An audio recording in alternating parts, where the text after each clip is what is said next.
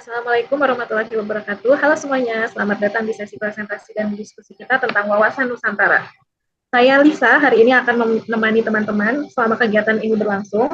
Langsung saja kita dengarkan pemaparan materi dari narasumber kita, yaitu Kak Muti dan Kak Anin. Silakan Kak. Oke, materi kita kali ini adalah wawasan Nusantara. Next. Wawasan Nusantara itu dibagi jadi tiga pokok, yaitu mengapa bangsa Indonesia memerlukan suatu wawasan. Yang kedua, apa itu wawasan Nusantara. Dan yang ketiga, bagaimana implementasi dalam kehidupan nasional. Next. Yang pertama ada tinjauan teori. Setiap bangsa dalam suatu negara masing-masing mempunyai cara pandang bangsa yang berbeda terhadap negaranya. Walaupun unsur-unsur negaranya sama, yaitu bergantung kepada kebijaksanaan atau polisi yang ditempuh oleh suatu negara. Konsep pemahaman teori kekuasaan dan geopolitik wawasan nasional Indonesia yaitu ada persatuan dan kesatuan, Bhinneka Tunggal Ika, kebangsaan, negara kepulauan, dan geopolitik.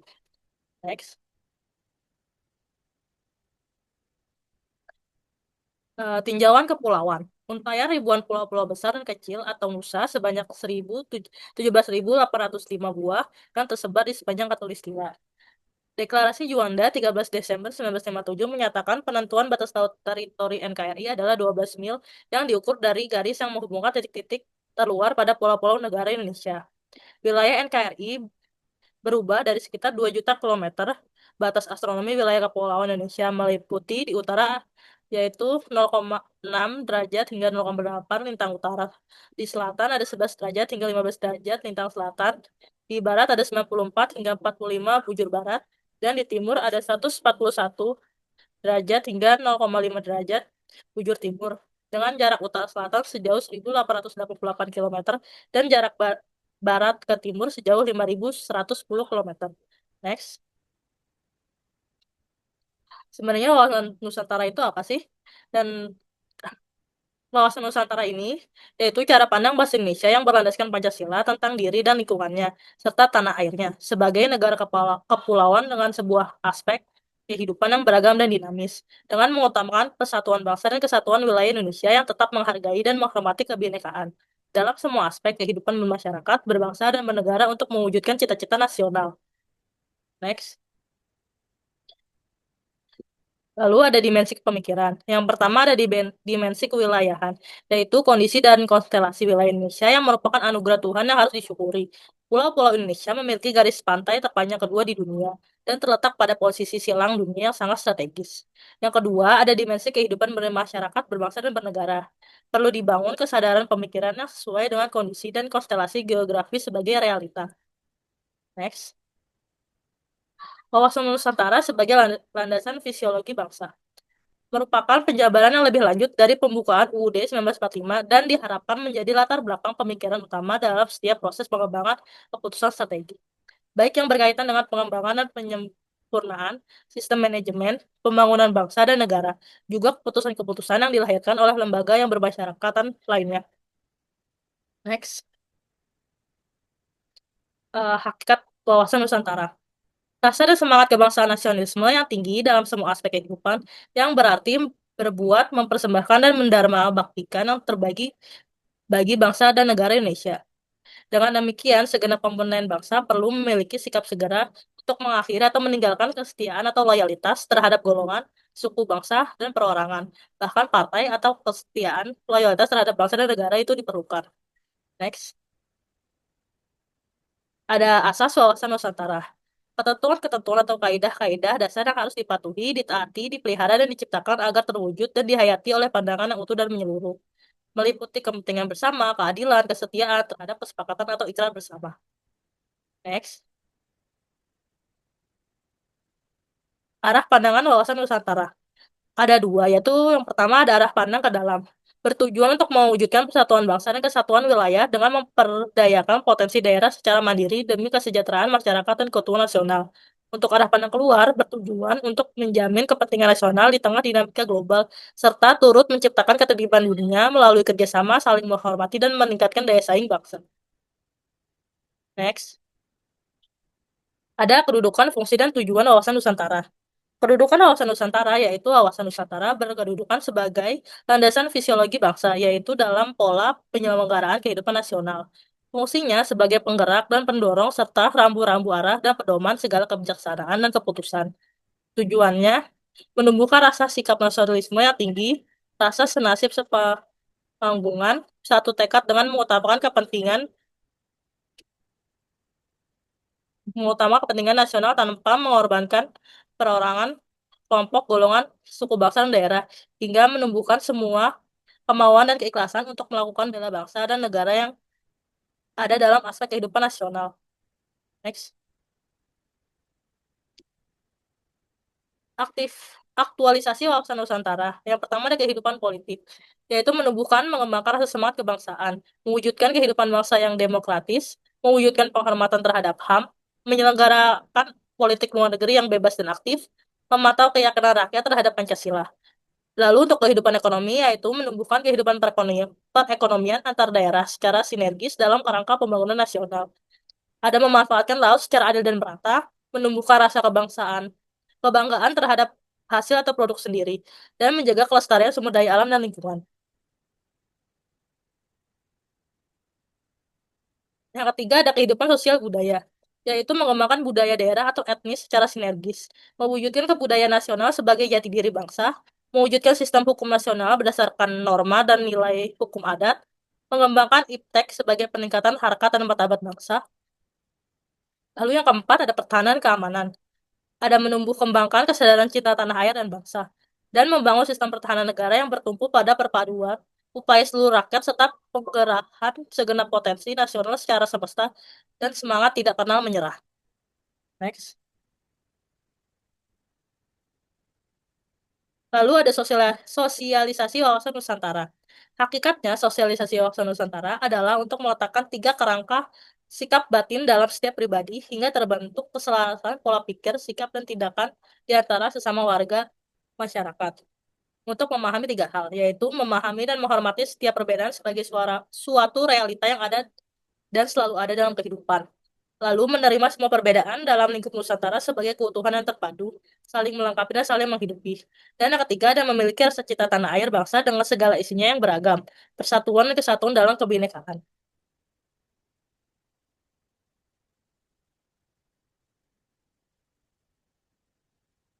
Lalu ada keberhasilan implementasi wawasan Nusantara. Diperlukan kesadaran WNI untuk mengerti, memahami, menghayati tentang hak dan kewajiban warga negara, serta hubungan warga negara dengan negara, sehingga sadar sebagai bangsa Indonesia. Lalu mengerti atau memahami, menghayati tentang bangsa yang telah menegara bahwa dalam menyelenggarakan kehidupan memerlukan konsep wawasan Nusantara, sehingga sadar sebagai negara yang memiliki cara pandang. Terima kasih. Baik, Eh, terima kasih buat Kak Anin atas penjelasannya yang sangat menarik dan membuka wawasan kita semua ya tentunya. Sekarang kita akan memasuki sesi diskusi nih. Aku akan mulai dengan beberapa pertanyaan, yaitu menurut kakak-kakak nih dari Kak Anin dan Kak Muti, kenapa sih wawasan Nusantara itu masih sangat penting untuk kita sekarang, apalagi dalam menghadapi isu politik identitas atau gerakan separatis pada daerah perbatasan? eh, Kalau menurut aku ya, wawasan Nusantara ini kan merupakan kepentingan nasional ya, di atas kepentingan golongan atau daerah kita lah, wawasan kita. Politik identitas ini dan separatisme itu muncul ketika kelompok merasa terabaikan. Dengan menerapkan wawasan Nusantara, diharapkan kebijakan dan pembangunan di daerah itu tuh lebih adil dan lebih merata. Jadi kita tuh sebagai warga negara itu mempunyai sikap NKRI itu semakin kuat. Dan kita tuh mempertegas integrasi nasional dan melemahkan potensi diintegritasi. Kalau menurutku itu. Oke, baik. Terima kasih atas jawabannya, Kak. Terus kita lanjut ke pertanyaan kedua dari saya.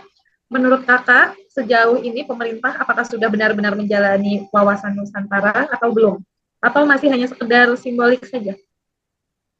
eh Menurut saya ya, sudah terlihat dalam beberapa kebijakan ya, seperti pembangunan IKN di Kalimantan, pembangunan infrastruktur di Papua, lalu ada pulau-pulau kecil yang yang biasanya suka ada nelayan asing gitu, itu tuh sudah ditindaklanjuti lah.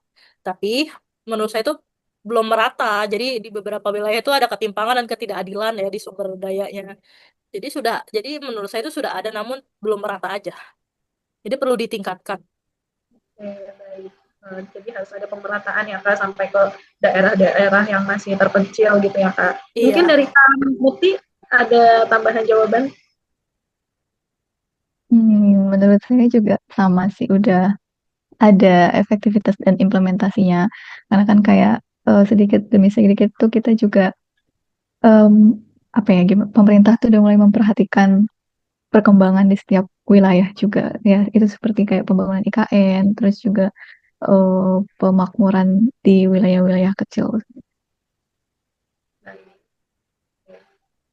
Terus kita lanjut ke pertanyaan selanjutnya, yaitu gimana sih cara paling nyata buat kita sebagai seorang mahasiswa ya tentunya dalam menerapkan wawasan Nusantara dalam kehidupan sehari-hari, baik di kampus atau di lingkungan masyarakat. Kalau menurut saya dalam kehidupan mahasiswa itu kan pasti kita nggak luput dari keberagaman juga kan di lingkungan kampus dan lingkungan sekitar. Ketika kita kuliah itu kan pasti banyak orang-orang dari berbagai macam latar belakang. Nah, itu untuk kita menerapkannya ya bisa dari menumbuhkan sifat sikap atau sifat toleransi, saling menghargai sehingga kayak nggak akan ada terbentuk ya kayak gitu golongan-golongan separatis yang merasa tersampingkan gitu. Terus juga kita bisa ikut serta dalam organisasi-organisasi yang ada dalam lingkungan kampus ataupun dalam lingkungan sekitar kita. Terus juga kita aktif menyuarakan isu-isu kebangsaan dan tidak ikut serta menyebarkan hoax yang dapat menimbulkan demo atau sesuatu yang memperparah situasi. Oke, baik. Dan menurut kakak, kalau kakak sendiri sudah mencerminkan hal itu atau belum Kak? Hmm, masih berusaha, tapi sejauh ini saya merasa saya sudah bisa sih untuk toleransi atau menghargai kan juga itu harus ya, sifat yang kayaknya harus dimiliki soalnya kita kan nggak mungkin mementingkan diri kita sendiri. Berawal dari cara atau sikap-sikap yang sederhana ya Kak, kayak saling menghargai gitu, toleransi gitu Kak. Kemudian nih berhubung kita akan menjelang 17 Agustus atau Hari Kemerdekaan, uh, kalau kita lihat pada situasi sekarang, gimana sih cara kita memaknai ulang arti sebuah kemerdekaan agar lebih nyambung nih akan tantangan geopolitik di Indonesia pada zaman sekarang. Kalau menurut kakak semua ini gimana?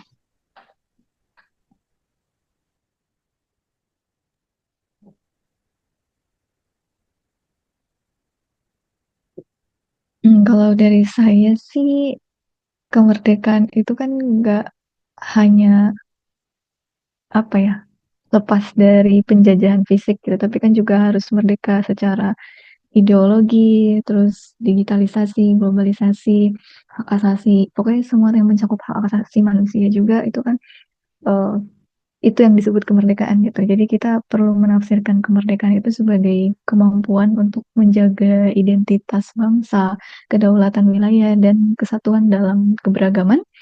Jadi wawasan Nusantara itu bisa jadi alat, bukan alat ya, sebagai asas cara pandang kita gitu, pedoman kita untuk mempertahankan kemerdekaan dalam dimensi yang luas dan kontekstual. Terima kasih jawabannya untuk Muti dan Kak Anin. Tidak hanya jawaban yang sangat bagus, tetapi penjelasan juga yang dapat menambah wawasan kita semua. Nah, sebelum kita tutup untuk sesi kali ini, aku mau sedikit menyimpulkan nih, bahwa wawasan Nusantara itu nggak cuma soal letak geografis saja, tapi juga tentang identitas dan pemersatu bangsa di tengah banyaknya tantangan global sekarang ini. Semangat persatuan dan rasa cinta tanah air tetap harus kita jaga, apalagi kita adalah generasi muda yang akan melanjutkan bangsa ini. Oke, sekian dari saya. Semoga diskusi hari ini bermanfaat untuk kita semua dan menambah wawasan kita semua.